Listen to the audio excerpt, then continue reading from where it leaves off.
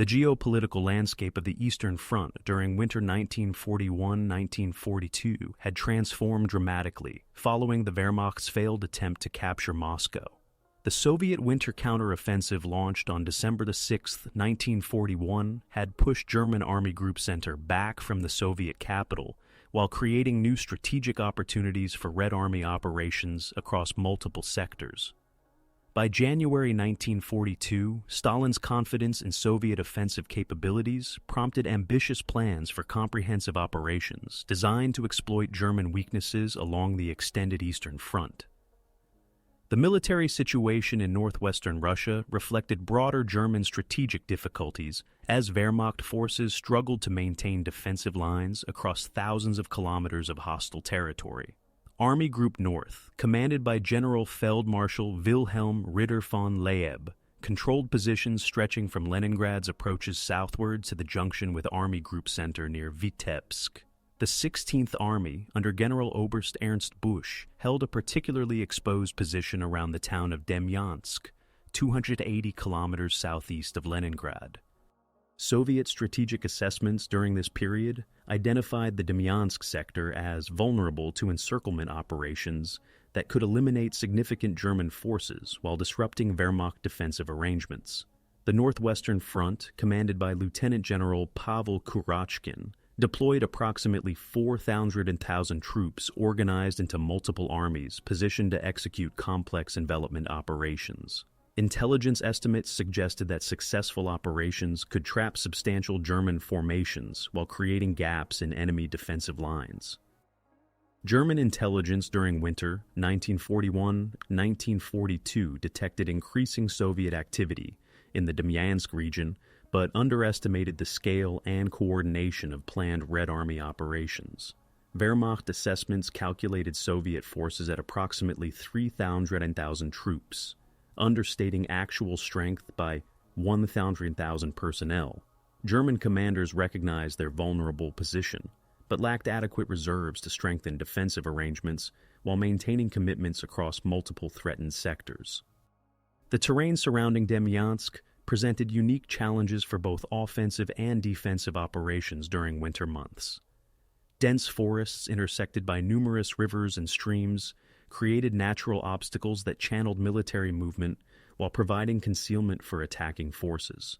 Winter conditions transformed this landscape into a frozen wilderness where temperatures regularly dropped below -30 degrees Celsius, creating additional hardships for troops lacking adequate cold weather equipment. National interests driving Soviet planning reflected Stalin's determination to maintain offensive momentum, while demonstrating Red Army capabilities to Western allies. The successful defense of Moscow had restored Soviet confidence, while American Lend-Lease aid beginning to arrive in substantial quantities provided material support for expanded military operations. Soviet leadership viewed continued offensive operations as essential for maintaining Allied confidence while preventing German forces from regaining strategic initiative. German strategic priorities during this period emphasized maintaining defensive positions while preparing for renewed offensive operations planned for summer 1942. Wehrmacht leadership recognized that losing significant territory during winter months would complicate subsequent offensive plans while reducing industrial resources available for continued war effort. The 16th Army's mission involved holding current positions while conducting limited withdrawals only when absolutely necessary to preserve combat strength. Military preparedness assessments revealed significant disparities between Soviet and German capabilities during winter 1941-1942.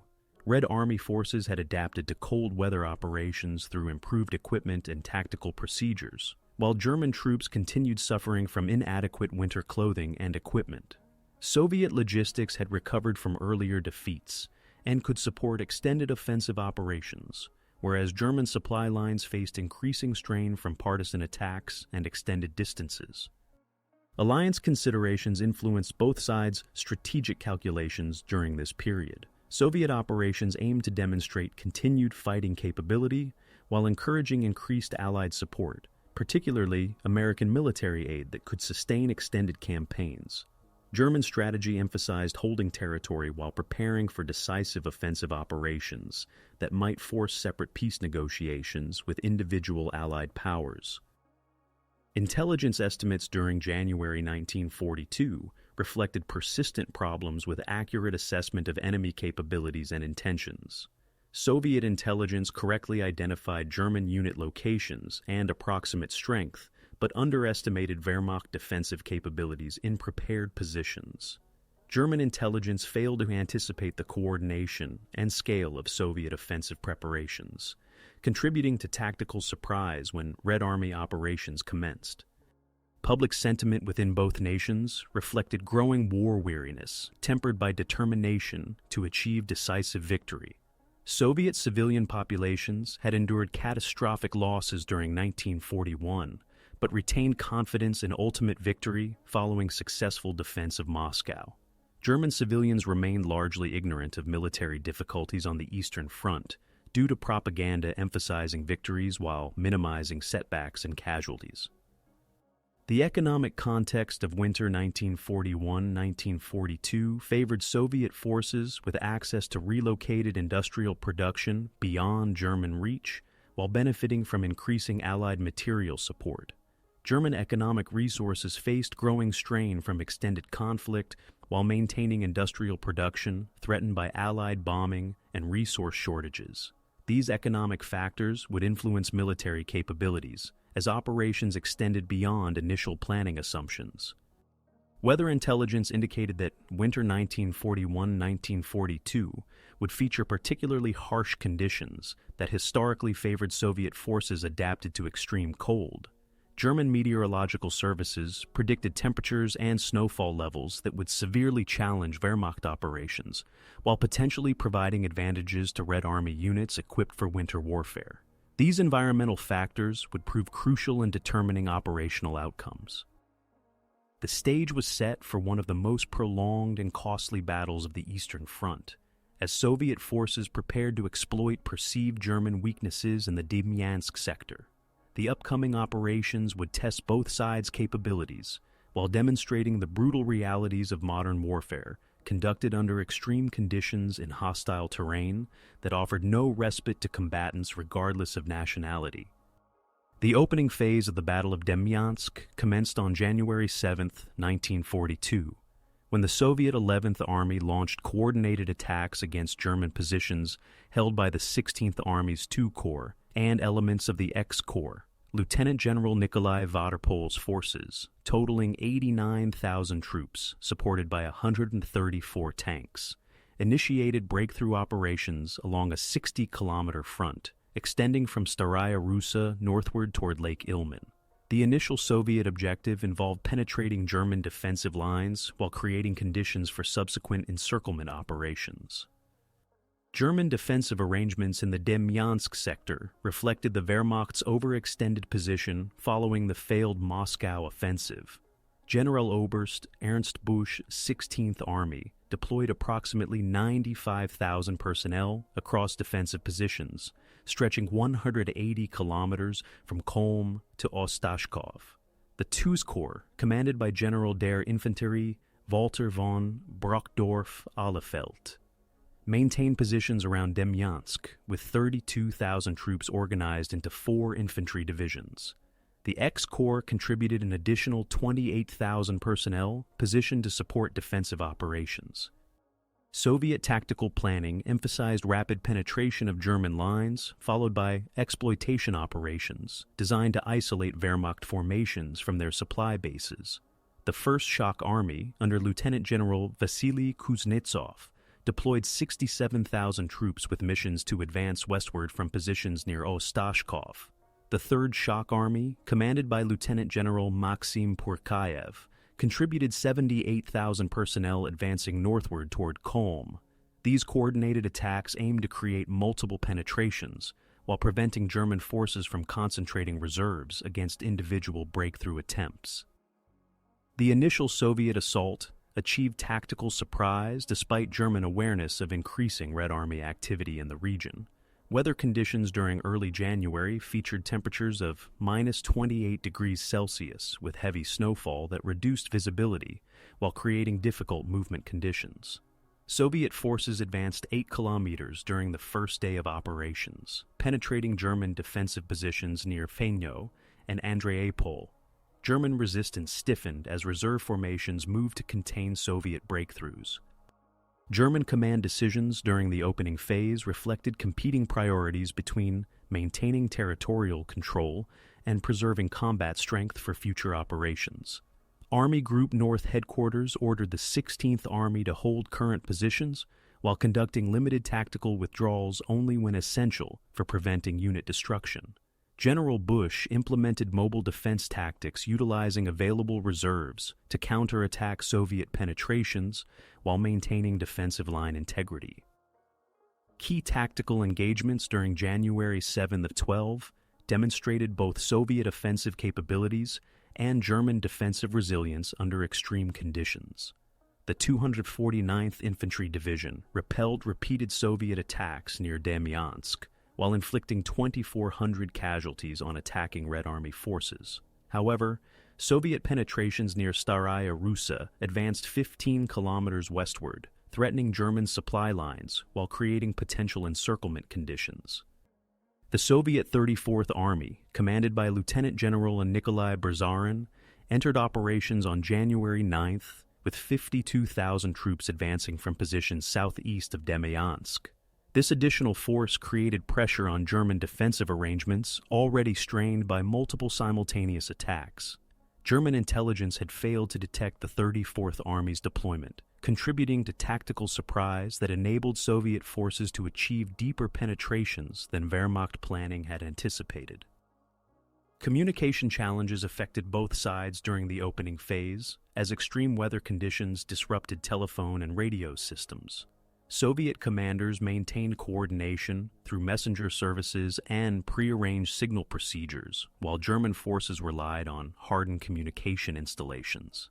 The 16th Army lost contact with subordinate formations for periods exceeding 6 hours during critical phases of the initial engagement. Artillery operations during the opening phase involved 2,200 Soviet guns, firing 45,000 rounds during preparatory bombardments designed to neutralize German defensive positions. Wehrmacht artillery responded with 890 guns, firing 12,000 rounds, emphasizing counter-battery missions and defensive fire support. The disparity in artillery support reflected Soviet material advantages, while demonstrating German ammunition conservation measures necessitated by extended supply lines. Air operations remained limited during the opening phase due to weather conditions that prevented sustained flight operations.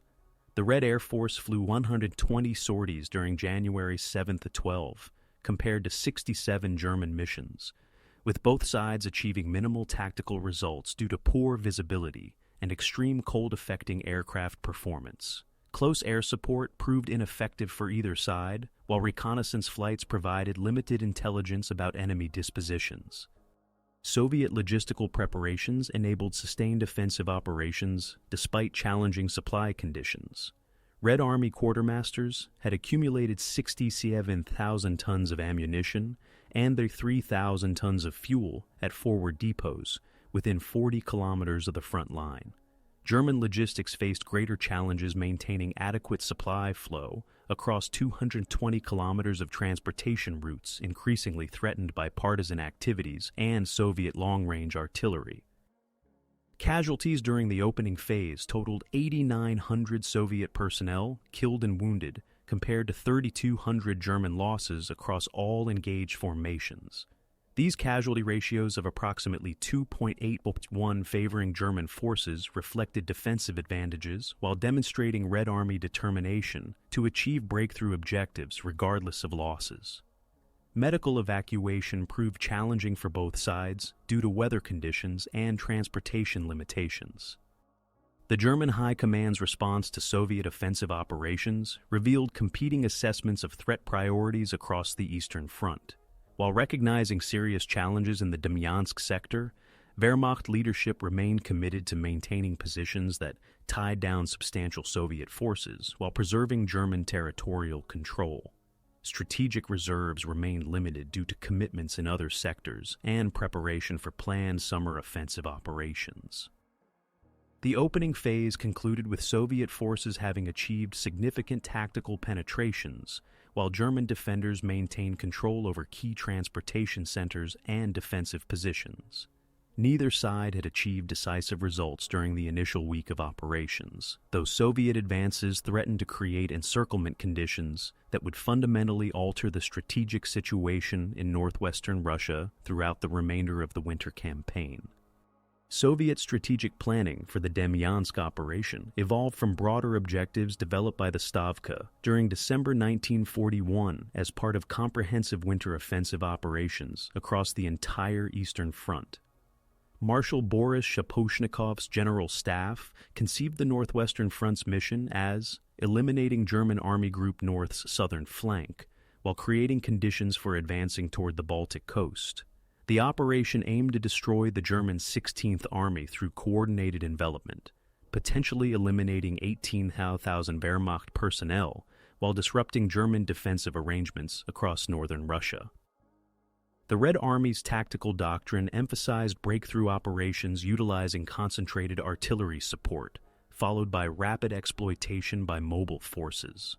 Lieutenant General Pavel Kurochkin's Northwestern Front deployed 11 armies totaling 4,000 troops, supported by 480 tanks and 3,200 artillery pieces.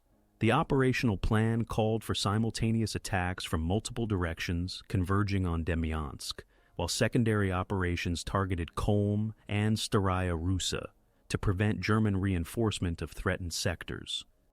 German defensive planning under Generaloberst Ernst Busch reflected Wehrmacht doctrine, emphasizing mobile defense and tactical flexibility rather than rigid positional warfare. The 16th Army organized defensive positions in depth, utilizing natural terrain features supplemented by field fortifications. German planners calculated that successful defense required maintaining control over key transportation nodes while preserving mobile reserves for counterattack operations against Soviet penetrations. Logistical preparations revealed fundamental differences between Soviet and German operational capabilities during winter 1941-1942. Red Army logistics had adapted to harsh conditions through improved cold weather procedures and equipment, enabling sustained operations in temperatures below -30 degrees Celsius. Soviet quartermasters established supply depots capable of supporting 4,000 to 1,000 troops for 45 days of intensive combat operations, utilizing 2,300 vehicles and 890 sledge teams for transportation across frozen terrain. German supply arrangements faced significant challenges maintaining adequate logistics across extended transportation routes vulnerable to partisan attacks and extreme weather conditions. Wehrmacht quartermasters calculated requirements for 95,000 troops at 340 tons of supplies daily, including ammunition, fuel, food, and medical materials. German supply lines extended 280 kilometers from railroad terminals to forward positions, creating vulnerability that Soviet planners intended to exploit through encirclement operations. Artillery planning demonstrated Soviet material advantages accumulated through recovered industrial production and Allied aid deliveries. Northwestern Front artillery assets included 1,800 field guns, 890 mortars, and 510 anti-tank weapons distributed among participating armies. German artillery totaled 670 field pieces and 290 mortars, sufficient for defensive operations, but inadequate for sustained counter-battery missions against Soviet numerical superiority. Military doctrine differences influenced tactical planning, as Soviet commanders emphasized breakthrough operations designed to achieve rapid penetration, followed by exploitation to enemy rear areas. Red Army planning assumed that concentrated attacks would overwhelm German defensive positions, while mobile forces advanced to cut enemy supply lines. German doctrine stressed defense in depth, utilizing prepared positions to channel Soviet attacks, into predetermined killing zones covered by coordinated artillery and anti-tank fire. Intelligence assessments revealed persistent problems with accurate evaluation of enemy capabilities and intentions. Soviet intelligence correctly identified German unit locations and approximate strength, but underestimated Wehrmacht defensive preparations and reserve capabilities. German intelligence detected Soviet offensive preparations, but failed to anticipate the coordination and scale of planned operations, contributing to tactical surprise when attacks commenced. Propaganda preparation aimed to maximize troop morale, while justifying anticipated heavy casualties required for breakthrough operations. Soviet political officers emphasized the patriotic significance of eliminating fascist invaders, while portraying offensive operations as decisive steps toward ultimate victory. German propaganda stressed defensive mission importance while preparing troops for prolonged resistance against numerically superior Soviet forces. Weather considerations played crucial roles in operational planning, as both sides adapted tactical procedures to extreme winter conditions. Soviet planners calculated that temperatures below -25°C would favor Red Army forces equipped for cold weather operations, while hampering German mobility and equipment effectiveness. German meteorological assessments predicted harsh conditions that would challenge all military operations, while potentially offsetting Soviet numerical advantages through reduced operational tempo. Reserve allocation decisions reflected competing strategic priorities within both military hierarchies. Northwestern Front retained 67,000 troops in front reserves for exploitation operations once breakthrough occurred, while maintaining 34,000 personnel as general reserves for unexpected contingencies. German reserves totaled 23,000 troops distributed among threatened sectors, insufficient for simultaneous response to multiple Soviet breakthrough attempts. Coordination procedures between participating Soviet armies required complex communication arrangements designed to maintain operational synchronization across extended frontage. Red Army planning emphasized predetermined phase lines and timing schedules to prevent fratricidal engagement while maximizing combined effectiveness. German coordination relied on centralized command through 16th Army headquarters, with flexibility for subordinate commanders to respond to local tactical situations. Medical planning reflected both sides' expectations of intensive combat, with substantial casualties and harsh environmental conditions. Soviet medical services established 23 hospitals, with capacity for 12,000 casualties within 60 kilometers of operational areas. German medical facilities included 8 hospitals accommodating 3,200 patients, supplemented by evacuation capabilities to transport serious casualties beyond Soviet artillery range. Equipment modifications addressed operational requirements imposed by extreme weather and terrain conditions. Soviet forces received improved winter clothing, specialized lubricants for weapons and vehicles, and additional medical supplies for cold weather injuries.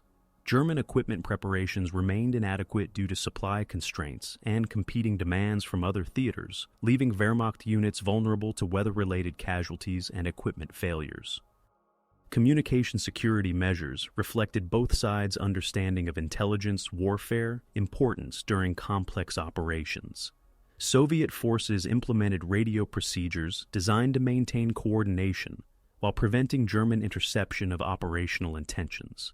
German communication security emphasized hardened installations and backup systems to maintain command control despite Soviet artillery interdiction attempts. The strategic planning phase concluded with both sides committed to decisive operations that would determine control over northwestern Russia while influencing broader Eastern Front developments throughout the winter campaign season. The first major clash of the Demyansk operation erupted on January 8, 1942, when Soviet breakthrough forces achieved coordinated penetrations across multiple sectors of the German 16th Army's defensive perimeter. The 11th Army's assault, spearheaded by the 202nd Rifle Division, achieved a 12-kilometer advance through positions held by the German 30th Infantry Division near Staraya Russa. Simultaneously, the Third Shock Army penetrated German lines south of Kulm, advancing 8 kilometers while capturing 340 Wehrmacht prisoners and destroying 23 German anti-tank guns. German tactical responses demonstrated the Wehrmacht's defensive expertise as reserve formations conducted immediate counterattacks designed to contain Soviet penetrations. The 8th Panzer Division, deploying 89 operational tanks and 12,000 personnel, launched coordinated strikes against Soviet spearheads near Staraya Russa at 1400 hours on January 9th. German counterattacks recaptured 4 kilometers of lost territory, while inflicting 1890 casualties on the attacking 202nd Rifle Division, though Soviet forces retained control of key tactical positions. The encirclement process began to develop on January 10th, when Soviet forces from the 11th Army linked up with elements of the 34th Army northwest of Demyansk, creating a tactical junction that threatened German supply lines. This connection involved 23,000 Red Army troops advancing across frozen terrain, while overcoming resistance from the German 123rd Infantry Division. The link-up occurred after 31 hours of continuous combat operations, conducted in temperatures of minus 26 degrees Celsius. Territorial shifts during the first week of major engagements revealed the fluid nature of combat, as positions changed hands multiple times. Soviet forces captured the towns of Pino and Andreapol, while advancing toward Torosets, gaining control over 340 square kilometers of territory. German tactical withdrawals preserved unit cohesion while shortening defensive lines, though these movements exposed supply routes to Soviet interdiction. The Wehrmacht abandoned 67 prepared defensive positions while conducting fighting retreats toward more favorable terrain. Civilian impacts became apparent as military operations expanded across populated areas previously behind German lines. Approximately 8,900 Soviet civilians found themselves in combat zones as frontline positions shifted rapidly. German authorities evacuated 2,300 civilians from threatened areas, while Soviet forces liberated 14 villages containing 4,600 inhabitants. Civilian casualties during this phase totaled 156 deaths, directly attributable to military operations, while indirect casualties from exposure and displacement affected thousands more. The German 16th Army's command structure faced increasing strain as multiple simultaneous Soviet attacks created coordination challenges across the extended front. General Bush established tactical command posts at Demyansk and Kulm to maintain control over threatened sectors while preserving communication with Army Group North headquarters. German staff procedures adapted to rapid situations changes through shortened reporting cycles and decentralized decision-making authority for subordinate commanders. Soviet offensive momentum accelerated on January 12th when the First Shock Army achieved breakthrough operations near Pano, advancing 18 kilometers through German defensive positions, while capturing substantial quantities of Wehrmacht equipment.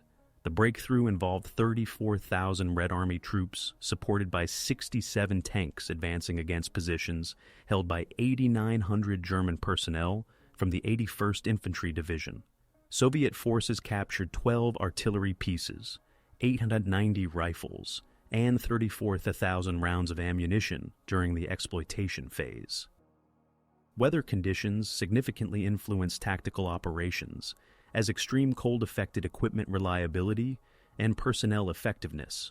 Soviet forces reported 1,200 frostbite casualties during January 8 to 14, while German cold weather injuries totaled 890 cases. Vehicle breakdowns increased substantially for both sides, with Soviet mechanics reporting 23% of trucks requiring repair due to cold-related mechanical failures.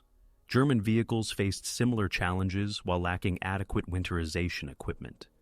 The unexpected outcome of rapid Soviet advances surprised German intelligence assessments that had predicted more limited Red Army offensive capabilities. Wehrmacht planners had calculated that harsh weather would restrict Soviet operations to local attacks rather than coordinated breakthrough attempts. The scale and coordination of Soviet operations exceeded German defensive preparations, while demonstrating improved Red Army tactical capabilities developed since the Moscow counteroffensive. Artillery duels intensified during this phase, as both sides committed maximum fire support to critical engagements. Soviet artillery fired 78,000 rounds during January 8-14, while targeting German defensive positions, communication centers, and supply installations. German counter-battery fire totaled 23,000 rounds, achieving destruction of 34 Soviet guns while disrupting Red Army fire coordination. Artillery effectiveness remained limited by extreme weather conditions that affected observation and ammunition performance. Air operations proved marginally effective due to harsh weather conditions that limited flight operations for both sides. The Red Air Force completed 189 sorties during the first week of major engagements, claiming destruction of 12 German vehicles while losing 8 aircraft to enemy action and weather-related accidents. German aviation flew 67 sorties with limited tactical impact due to poor visibility and extreme cold affecting aircraft systems. Medical evacuation challenges affected both armies as casualty loads increased, while weather conditions complicated transportation of wounded personnel. Soviet medical services processed 6,700 casualties during January 8-14, while operating under extreme conditions that reduced treatment effectiveness. German medical facilities treated 2,100 wounded personnel, while conducting evacuations across increasingly threatened supply routes. Communication disruptions plagued both sides as artillery fire and weather conditions damaged telephone and radio systems essential for coordination. Soviet forces lost contact with 3 rifle divisions for periods exceeding 8 hours, creating tactical confusion that German defenders attempted to exploit. German communication difficulties included 47 broken telephone lines and 12 destroyed radio stations, reducing coordination effectiveness during critical phases of combat operations. Tank warfare during this phase demonstrated both Soviet numerical advantages and German tactical superiority in defensive operations. Red Army armor units lost 89 vehicles during breakthrough attempts against prepared German anti-tank positions. German tank losses totaled 23 vehicles, primarily through mechanical breakdown rather than combat action. The harsh terrain and weather conditions reduced armor effectiveness for both sides while favoring infantry and artillery operations. Supply line vulnerability became apparent as Soviet advances threatened German logistics, while Red Army supply systems struggled to maintain contact with rapidly advancing units. German ammunition consumption exceeded delivery capacity by 18%, creating shortages that affected defensive fire support. Soviet logistical challenges included maintaining fuel supplies for 480 tanks operating across extended distances in harsh weather conditions. The first week of major engagements established tactical patterns that would characterize subsequent operations. Soviet numerical superiority enabled breakthrough achievements, German defensive skill contained major penetrations, and extreme weather conditions complicated operations for both sides, while generally favoring forces better equipped for cold weather warfare. The escalation of the Demyansk operation during January 15-25, 1942, witnessed the transformation of localized breakthrough attempts into a comprehensive encirclement as Soviet forces achieved tactical coordination across multiple convergence points. The crisis deepened when elements of the 11th Army linked with the 34th Army's advance units 15 kilometers west of Demyansk on January 20th, effectively cutting the primary supply route connecting German forces within the salient to Army Group North's main positions. This encirclement trapped approximately 95,000 German personnel from 6 divisions of the II Corps and portions of X Corps. German reinforcement efforts reflected the Wehrmacht's growing alarm about the deteriorating situation as Army Group North committed its last available reserves to restore the broken front line. The 18th Motorized Infantry Division, totaling 14,600 troops with 34 tanks, deployed from positions near Leningrad to conduct relief operations toward the trapped forces. Simultaneously, the 8th Panzer Division received orders to advance from Staraya Russa with 127 operational tanks and 1,800 personnel, attempting to re-establish contact with encircled units through coordinated attacks from external positions. Soviet expansion of operations beyond the immediate Demyansk sector created additional pressure on German defensive arrangements throughout northwestern Russia. The 4th Shock Army, commanded by Lieutenant General Andrei Eremenko, launched supporting attacks near Toropets with 78,000 troops, advancing 23 kilometers through German rear areas while destroying supply depots and communication installations. These secondary operations diverted German attention and reserves while preventing concentrated relief efforts toward the main encirclement. Casualty rates escalated dramatically during this phase, as sustained combat operations in extreme weather conditions took severe tolls on both armies.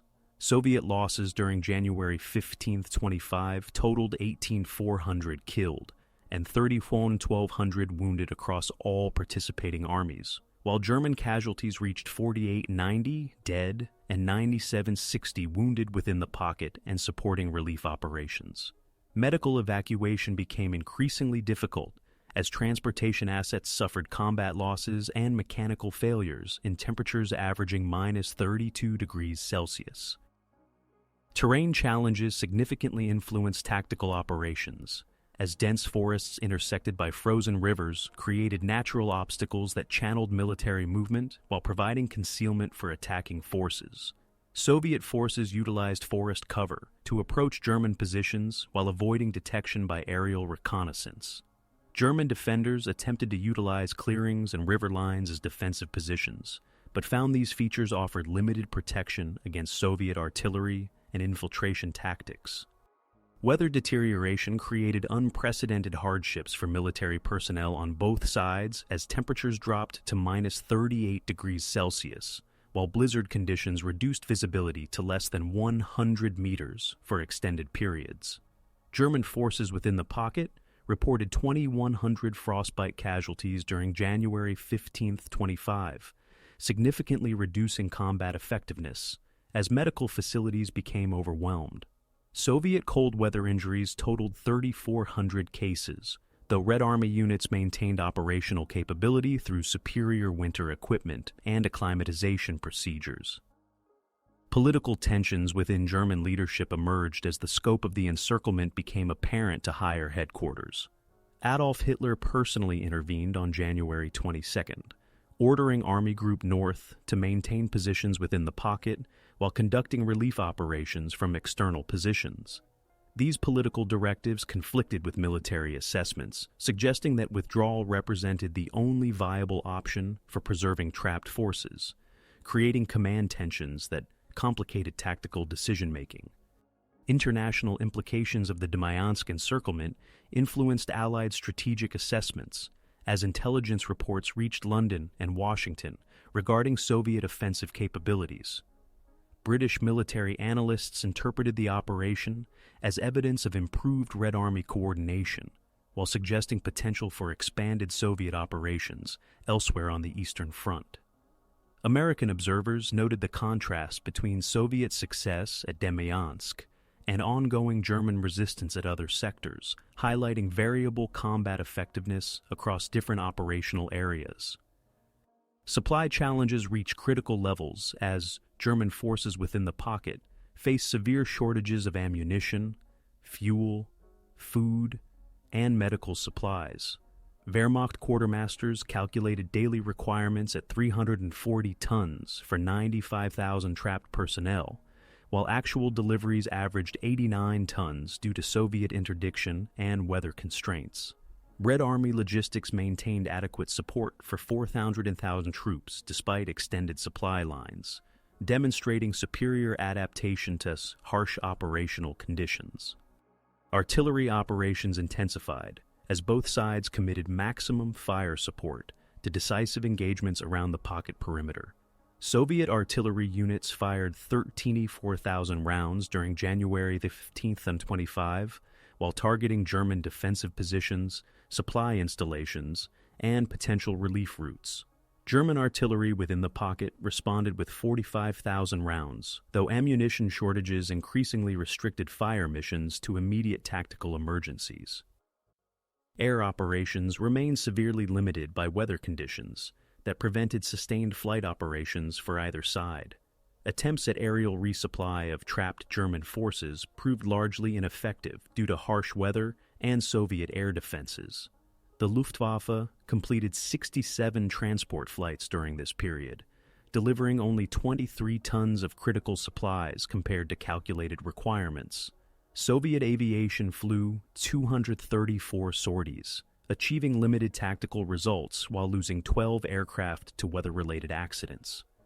Command challenges within the pocket intensified as German communication systems suffered damage from Soviet artillery, while extreme weather disrupted radio and telephone operations.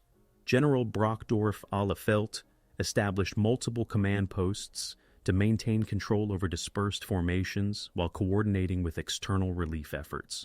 Communication with Army Group North headquarters became increasingly sporadic, creating difficulties for strategic coordination and resource allocation. Morale fluctuations affected both armies as extended combat operations under extreme conditions created psychological stress beyond previous experience levels. Soviet troops maintained offensive spirit despite heavy casualties, supported by political officers emphasizing patriotic duty and ultimate victory prospects. German morale within the pocket declined due to supply shortages and isolation, though unit cohesion remained intact among experienced formations adapted to harsh conditions. Medical systems faced overwhelming demands as casualty rates exceeded planning assumptions, while harsh conditions complicated treatment and evacuation procedures. Soviet medical services established field hospitals within 12 kilometers of combat areas, processing casualties under combat conditions while maintaining treatment standards. German medical facilities within the pocket operated without adequate supplies or evacuation capabilities, affecting treatment quality and survival rates. Partisan operations behind German lines intensified during this phase, as Soviet irregular forces attempted to disrupt relief efforts while supporting regular army operations. Approximately 1,800 partisans operated in areas surrounding the pocket, conducting 34 attacks against German supply columns and communication installations. German security forces responded with increased patrol activity, while diverting troops from frontline duties to rear area security missions. The escalation phase established the fundamental parameters of the Demyansk siege as German forces found themselves completely isolated, while Soviet armies maintained pressure from all directions, setting conditions for the prolonged battle that would continue throughout the remainder of winter 1942. The peak intensity of the Demyansk operation occurred during February 1st to 15, 1942, as Soviet forces launched their most determined efforts to eliminate the German pocket, while Wehrmacht relief operations reached maximum scale and desperation. The largest single engagement developed around the village of Ramushevo on February 8-12, where German relief forces from the 8th Panzer Division and 18th Motorized Infantry Division, totaling 26,400 troops with 161 tanks, attempted to break through Soviet encirclement lines defended by 34,000 Red Army personnel from the 11th and 34th Armies.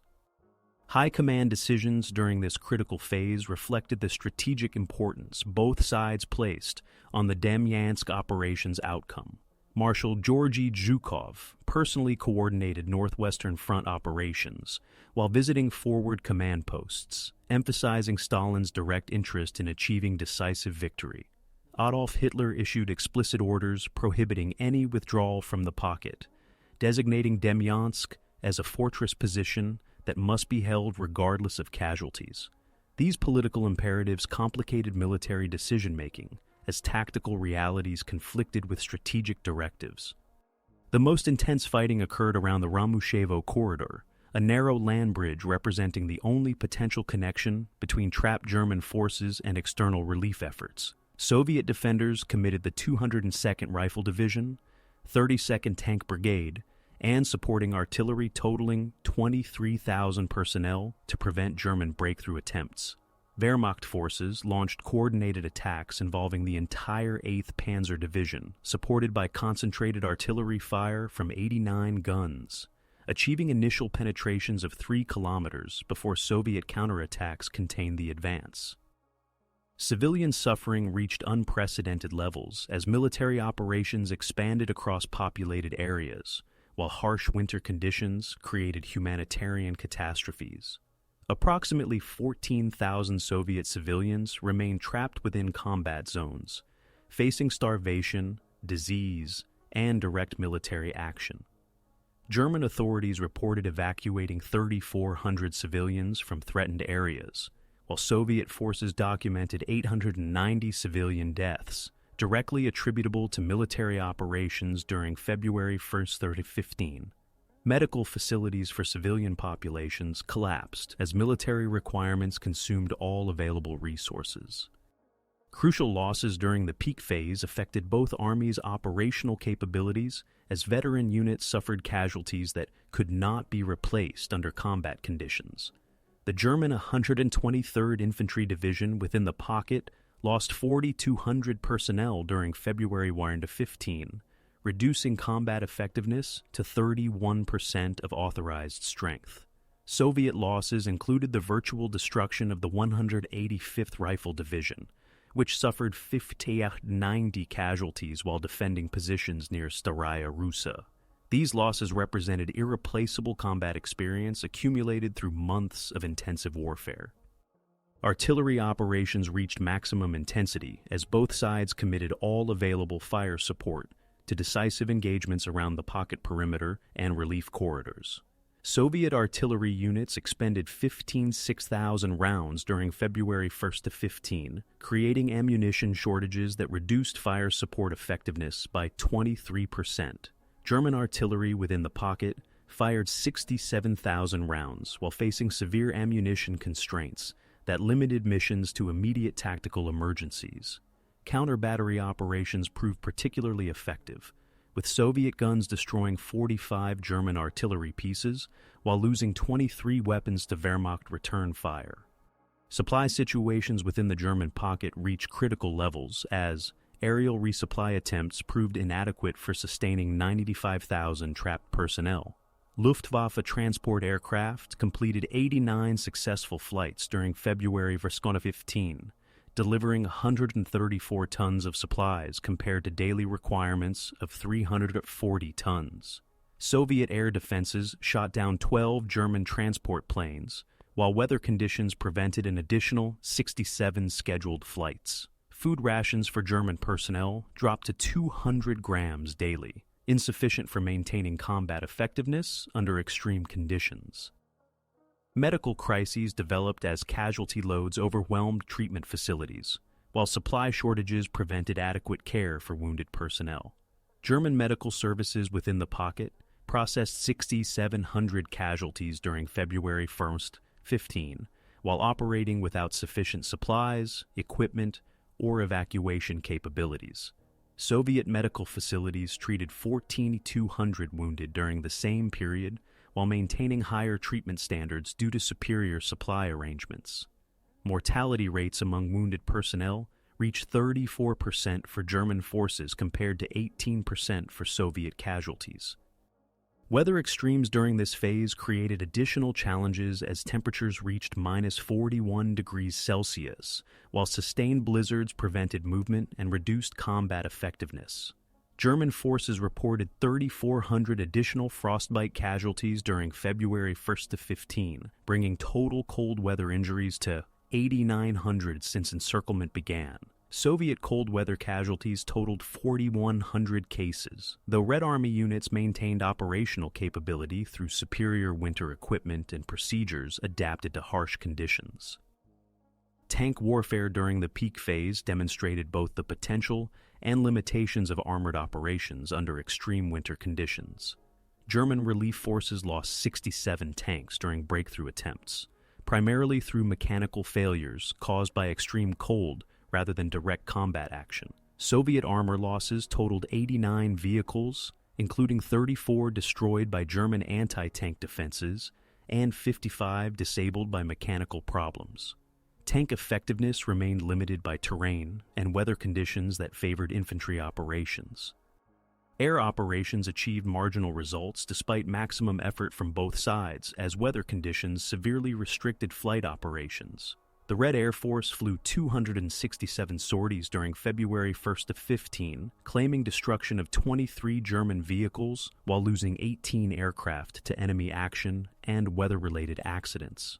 German aviation completed 145 sorties, including transport, reconnaissance, and ground attack missions, while losing 11 planes to Soviet fighters and anti-aircraft fire. Communication breakdowns plagued military operations, as artillery fire and extreme weather damaged telephone and radio systems essential for coordination. German forces within the pocket lost contact with external headquarters for cumulative periods totaling 89 hours during February 1st to 15, creating coordination difficulties that Soviet commanders attempted to exploit through rapid tactical changes.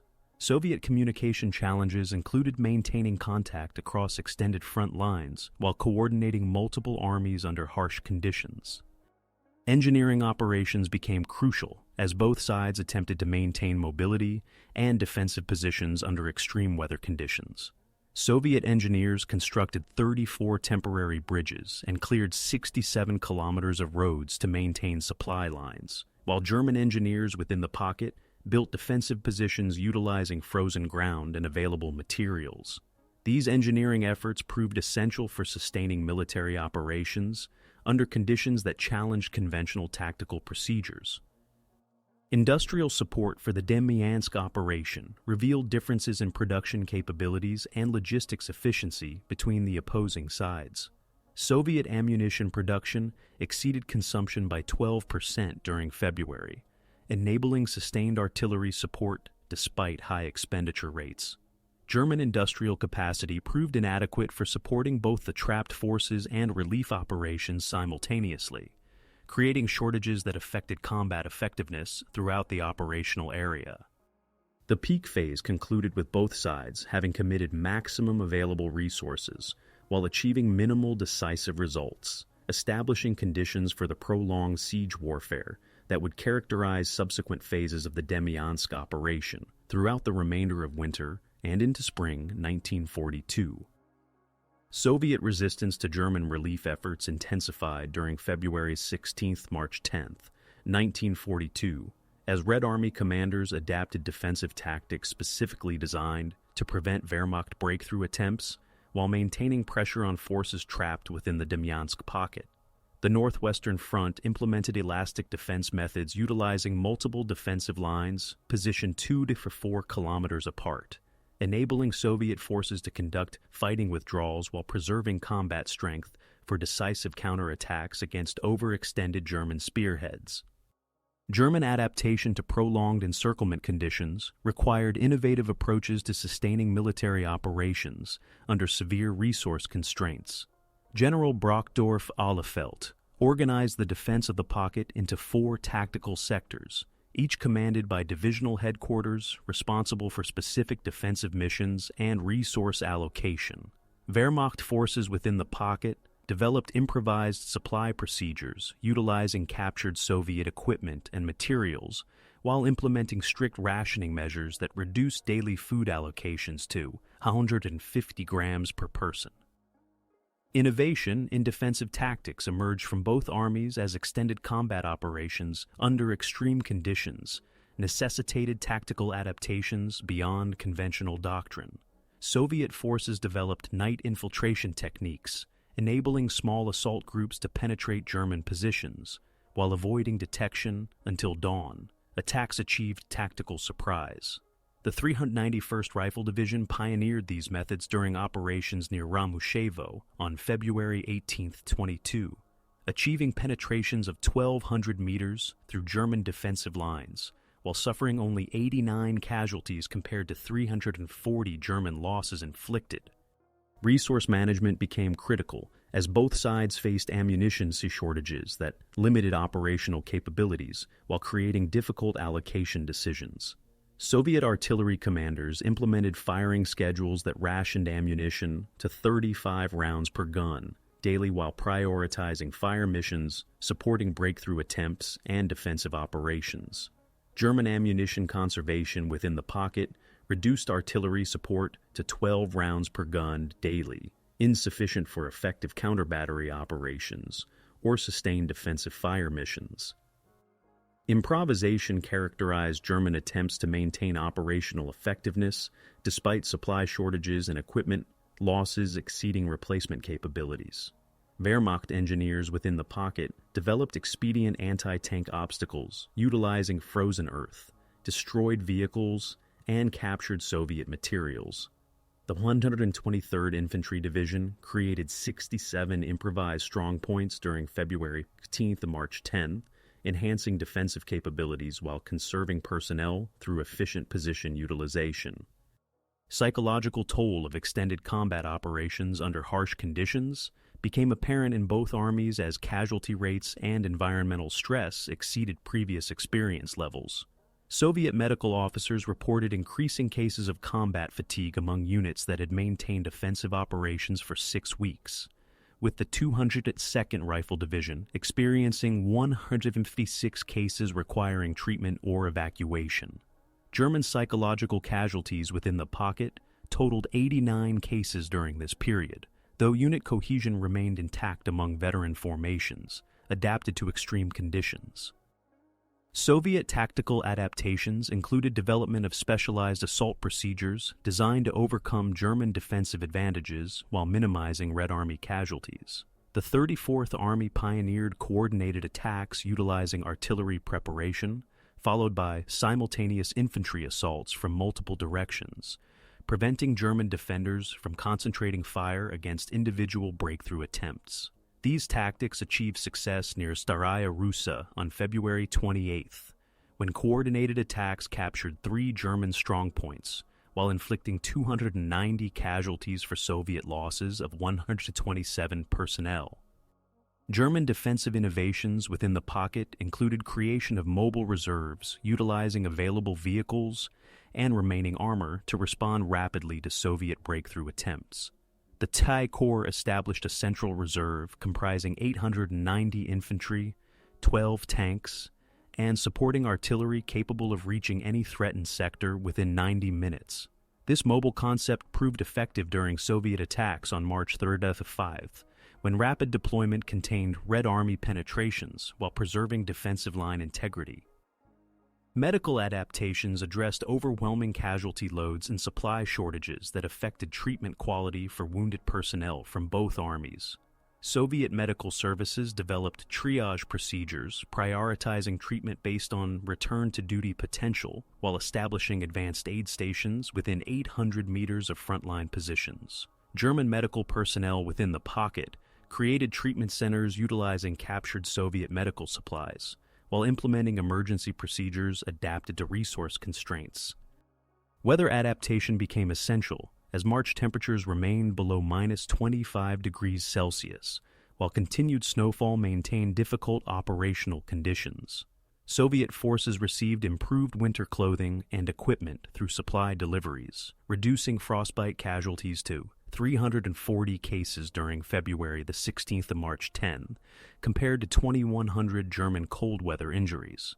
Wehrmacht personnel within the pocket improvised cold weather protection utilizing available materials, while sharing equipment among units to maximize effectiveness. Communication innovations addressed persistent problems with coordination under combat conditions and extreme weather. Red Army signals units developed redundant networks utilizing multiple radio frequencies, field telephone lines, and messenger services to maintain command control.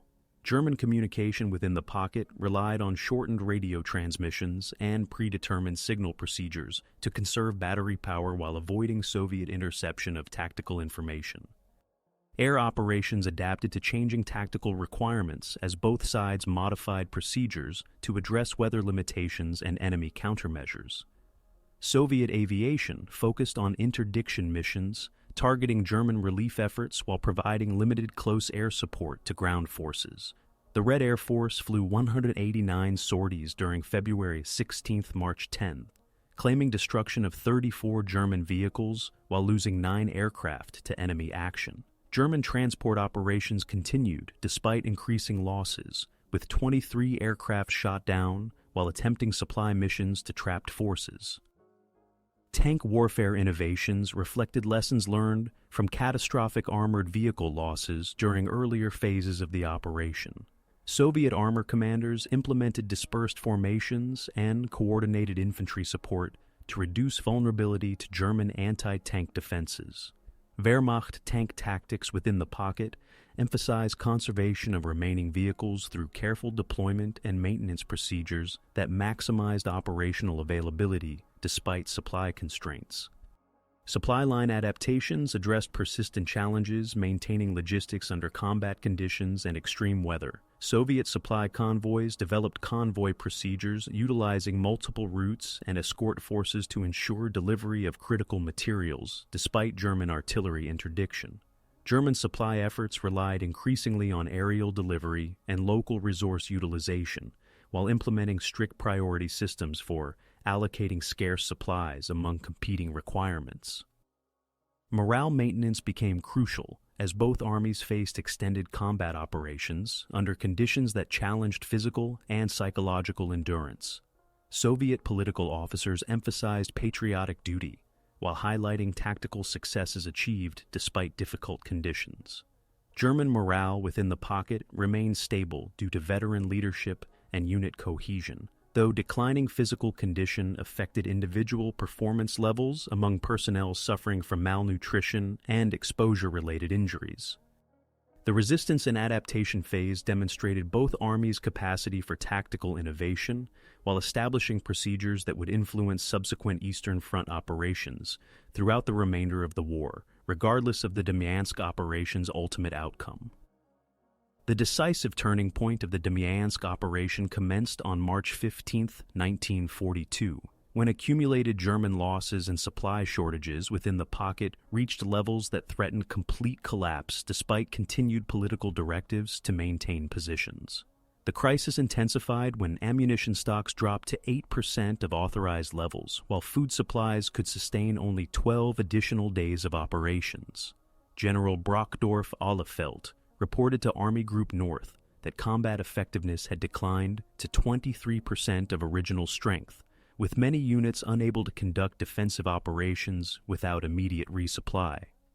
The critical battle that shifted operational momentum occurred during March 18-21 around the village of Malaya Vishera, where Soviet forces from the 11th Army launched coordinated attacks involving 28,000 troops against the pocket's northeastern perimeter, defended by 6,400 German personnel from the severely weakened 290th Infantry Division.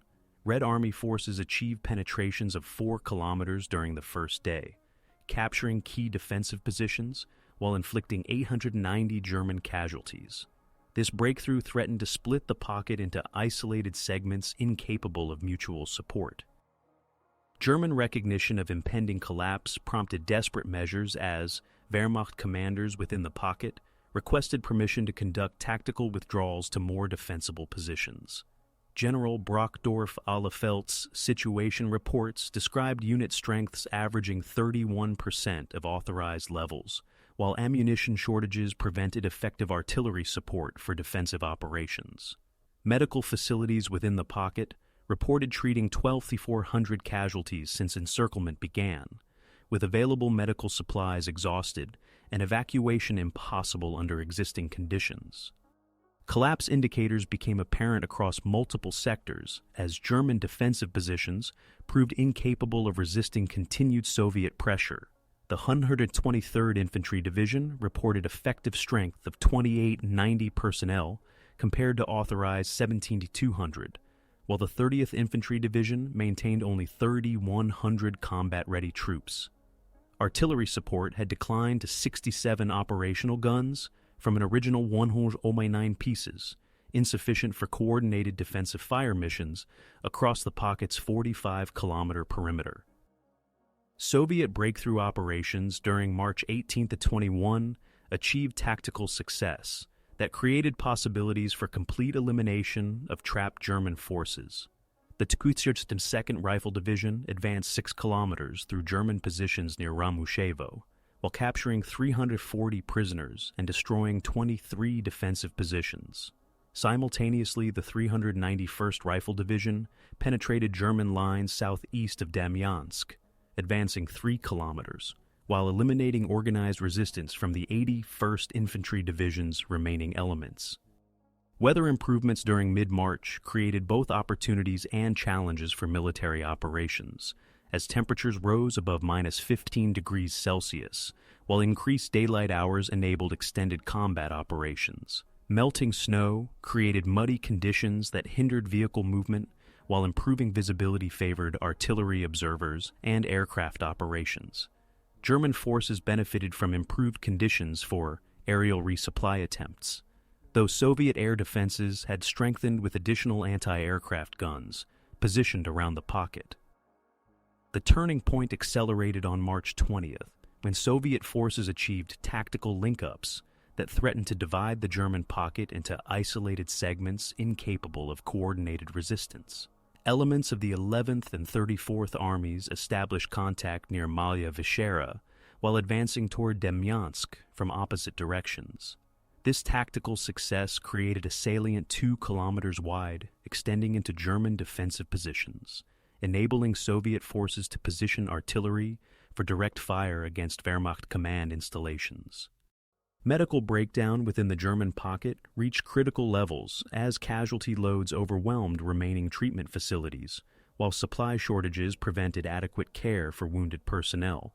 German medical services reported processing 2,890 casualties during March 15, 21, while operating without anesthetics, antibiotics, or surgical supplies. Mortality rates among wounded German personnel reached 47% during this period, compared to 19% for Soviet casualties treated at properly equipped facilities outside the combat zone. Communication failures compounded German tactical difficulties as Soviet artillery destroyed command posts and communication installations essential for coordinating defensive operations.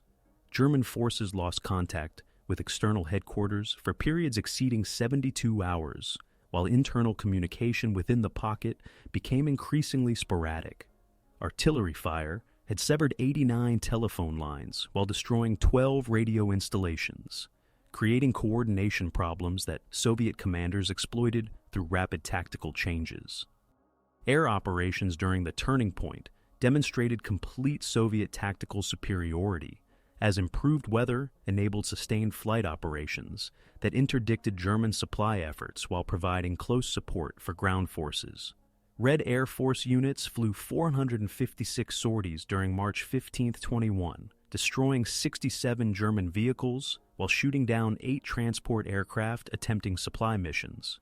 German aviation managed only 89 sorties due to aircraft losses and fuel shortages, delivering merely 23 tons of supplies to trapped forces requiring 340 tons daily. Artillery effectiveness reached decisive levels as Soviet gunners achieved the target acquisition advantages through improved observation conditions, while German counter-battery capabilities declined due to ammunition exhaustion. Red Army artillery fired 89,000 rounds during March 15, 21, while destroying 34 German guns and numerous defensive positions. German artillery response totaled only 12,000 rounds, insufficient for effective defensive fire missions or counter-battery operations against Soviet gun positions. Tank operations during the turning point revealed complete German armored exhaustion, as remaining vehicles proved incapable of meaningful defensive contribution. Wehrmacht forces within the pocket retained only 12 operational tanks, compared to 127 vehicles available when encirclement began.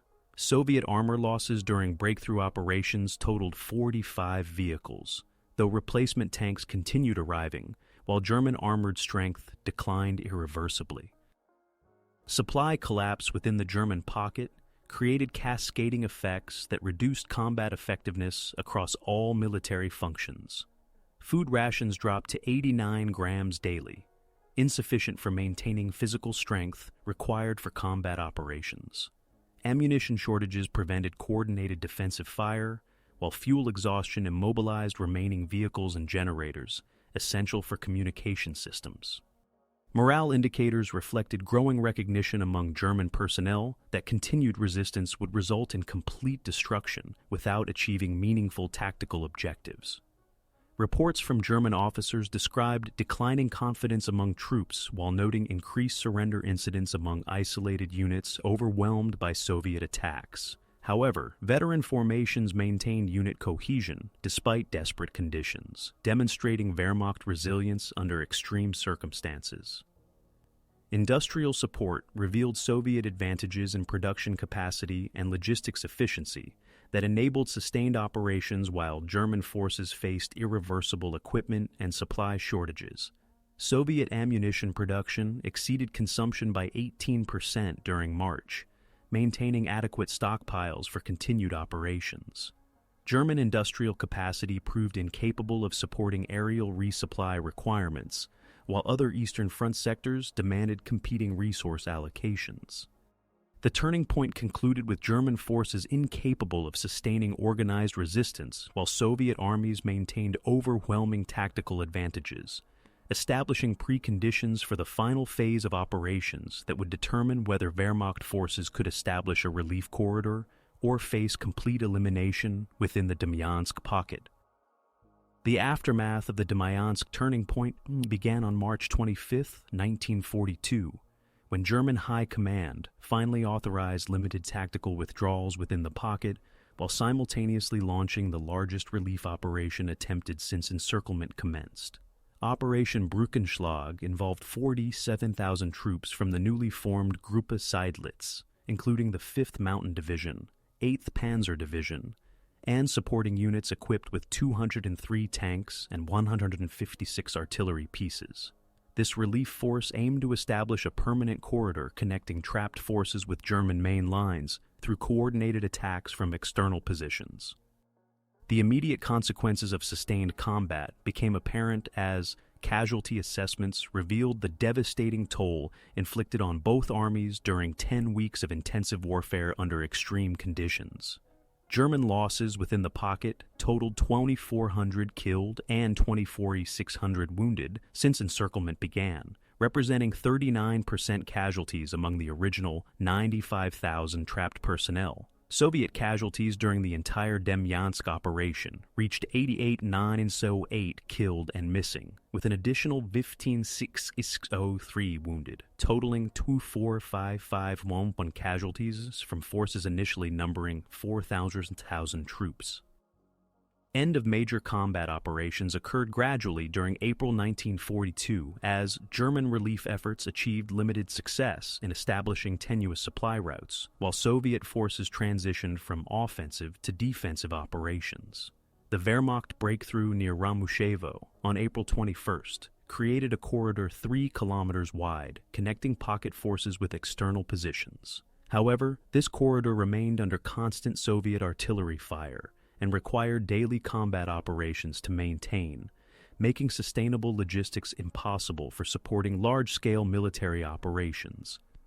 Retreat preparations commenced covertly during late April, as German commanders recognized the impossibility of maintaining 95,000 troops within the pocket, despite successful establishment of limited supply connections.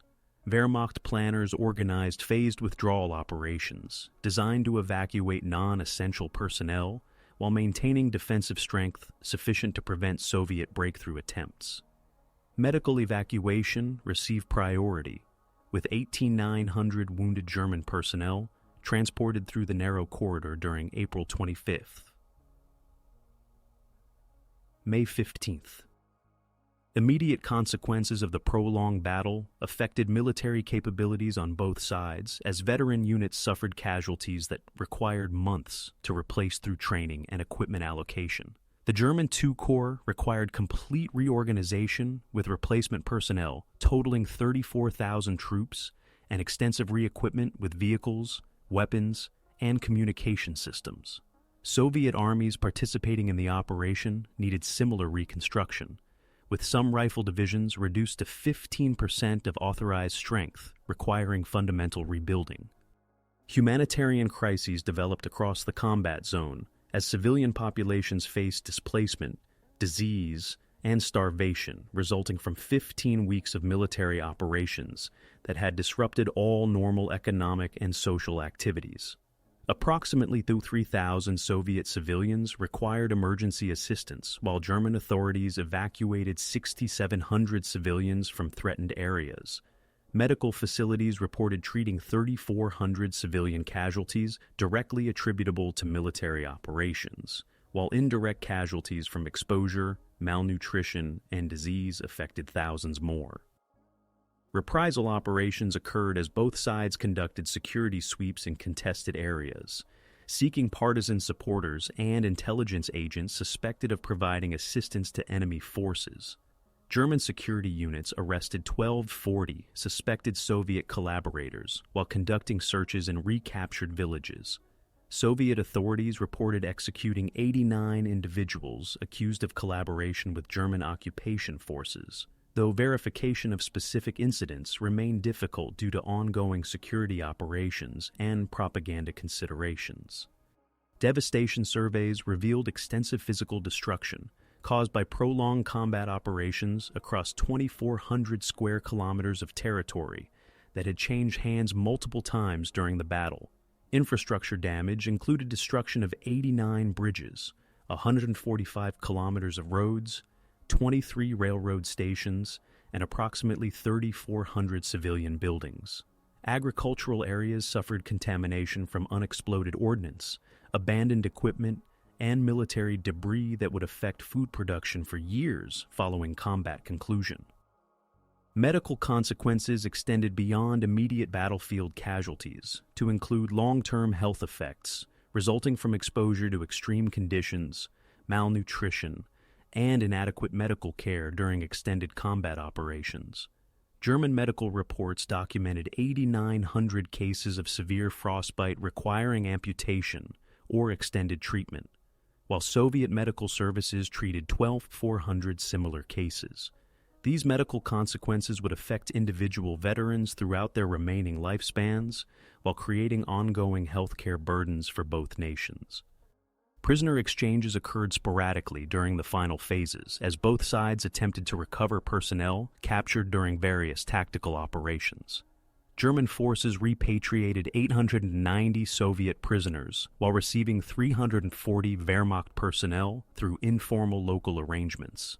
However, most prisoner exchanges awaited formal agreements negotiated at higher command levels, leaving thousands of captured personnel in temporary detention facilities lacking adequate supplies or medical care.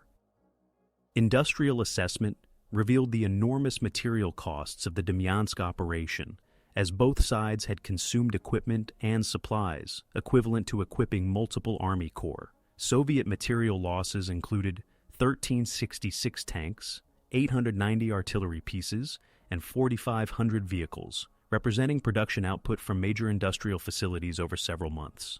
German equipment losses totaled 456 tanks, 234 artillery pieces, and 2,300 vehicles, significant losses for an army already facing industrial capacity constraints.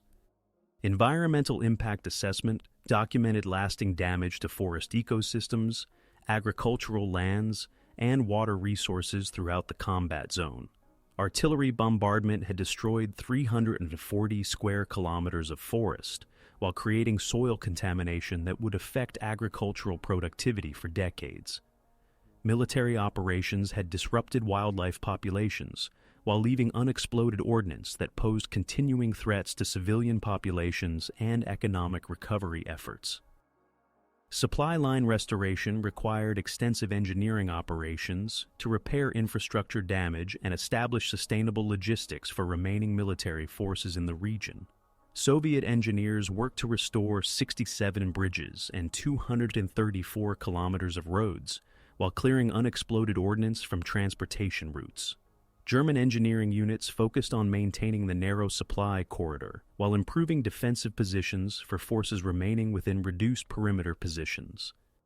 Command changes resulted from operational assessments as both sides evaluated leadership performance during the prolonged battle. Several Soviet divisional commanders received reassignment, while front-level staff officers faced criticism for intelligence failures and coordination difficulties. German command changes included rotation of exhausted staff officers, while maintaining continuity among successful tactical commanders who had demonstrated effectiveness under extreme conditions. Intelligence analysis of the Demyansk operation provided valuable lessons about winter warfare, logistics management, and tactical coordination under extreme conditions. Both sides studied combat effectiveness data while analyzing tactical innovations and procedural adaptations developed during extended operations. These intelligence assessments would influence subsequent Eastern Front operations while providing training material for military education programs. The final aftermath phase concluded with both armies having survived one of the most prolonged and costly battles of the Eastern Front, while gaining combat experience that would prove valuable in subsequent operations, though at enormous cost in personnel and equipment that neither side could afford, given competing demands across multiple theaters of the expanding global conflict. The Battle of the Demyansk forests did not end with a decisive victory for either side, but its consequences reverberated far beyond the marshes and pines of northwestern Russia. When the last major German formations were withdrawn in early 1943, both the Wehrmacht and the Red Army drew lessons that would influence the conduct of the war. For the German High Command, the maintenance of the Demyansk salient for almost a year demonstrated the potential of sustained air supply under encirclement conditions. Around 1,000 troops were kept operational through approximately 26,500 tons of supplies delivered by Luftwaffe transport aircraft. This experience shaped the later decision to attempt resupply of the encircled 6th Army at Stalingrad, a decision whose failure carried catastrophic consequences. The belief that Demyansk had proven the feasibility of aerial lifelines persisted despite the difference in scale, geography, and Soviet capabilities. For the Soviet command, the drawn-out fighting highlighted both the resilience of encircled German forces and the limits of Red Army offensive capacity in the winter of 1941-42. Multiple attempts to eliminate the pocket failed, despite numerical superiority and the involvement of several armies. Poor coordination, insufficient artillery preparation, and the difficulty of operating in dense forests and marshlands all contributed to limited gains.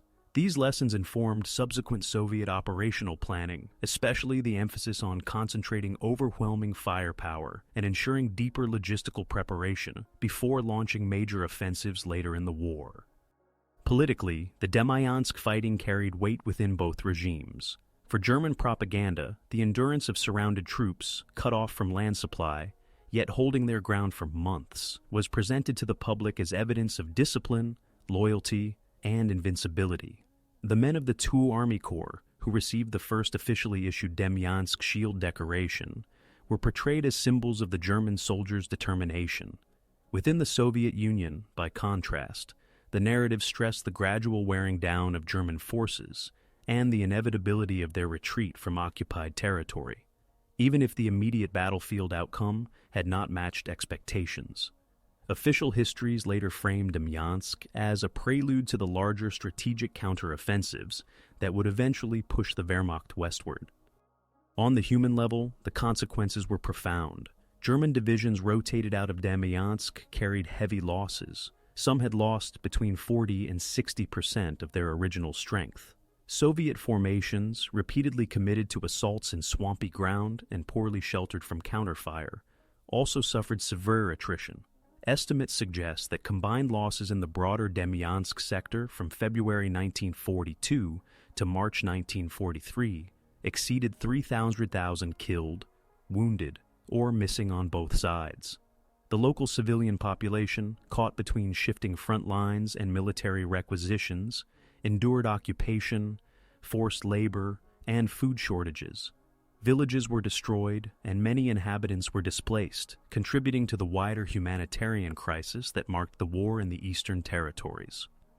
After the withdrawal, the Demyansk area remained contested ground, until later Soviet offensives finally cleared the region in 1944. For the Wehrmacht, the episode became part of the institutional memory of the Eastern Front, used both as an example of tactical endurance and as justification for strategic misjudgments elsewhere. For the Red Army, it was incorporated into the larger narrative of continuous struggle that eventually culminated in victory, though Soviet accounts often minimize the difficulties encountered in eliminating the pocket.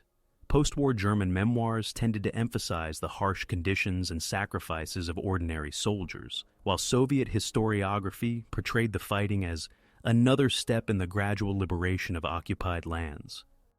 In the broader historical perspective, the Demyansk battles illustrate the intersection of strategy, logistics, and human endurance. They show how decisions at the highest level, whether to hold a salient, attempt aerial resupply, or launch repeated offensives, produce long-term consequences for both military institutions and the civilian populations living in contested zones. They also highlight the difficulty of drawing simple conclusions. What appeared to one side as proof of operational resilience later encouraged decisions that led to disaster. What seemed to the other as an inconclusive effort nonetheless contributed to the eventual development of effective offensive doctrine. Today, the Demyansk campaign is less well known than other Eastern Front battles such as Stalingrad, Leningrad, or Kursk. Yet its legacy persists in military studies and regional memory. For historians, it remains an example of the challenges of fighting in extreme environments, of the limits of supply and endurance, and of the complex interplay between tactical outcomes and strategic interpretations. For the communities in Novgorod Oblast, the forests still contain remnants of positions, bunkers, and mass graves, silent evidence of a conflict that transformed their landscape. Commemoration practices differ between nations, with German veteran associations once marking the endurance of their corps and Russian memorials focusing on the sacrifices of soldiers and civilians in defense of their homeland. Together, they form part of a broader reflection on a campaign whose scale was vast, yet whose legacy has often been overshadowed. The Demyansk forests thus stand as a reminder that battles need not be decisive in order to shape history. They reveal how a campaign can be both a tactical stalemate and a strategic lesson, both a military ordeal and a civilian catastrophe.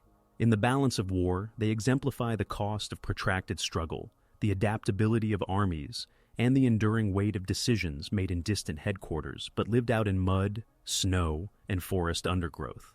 It is in this complexity that the true significance of the Demyansk battle lies, less in victory or defeat, and more in the lasting imprint it left on the course of the Eastern Front, and the memories of those who endured it.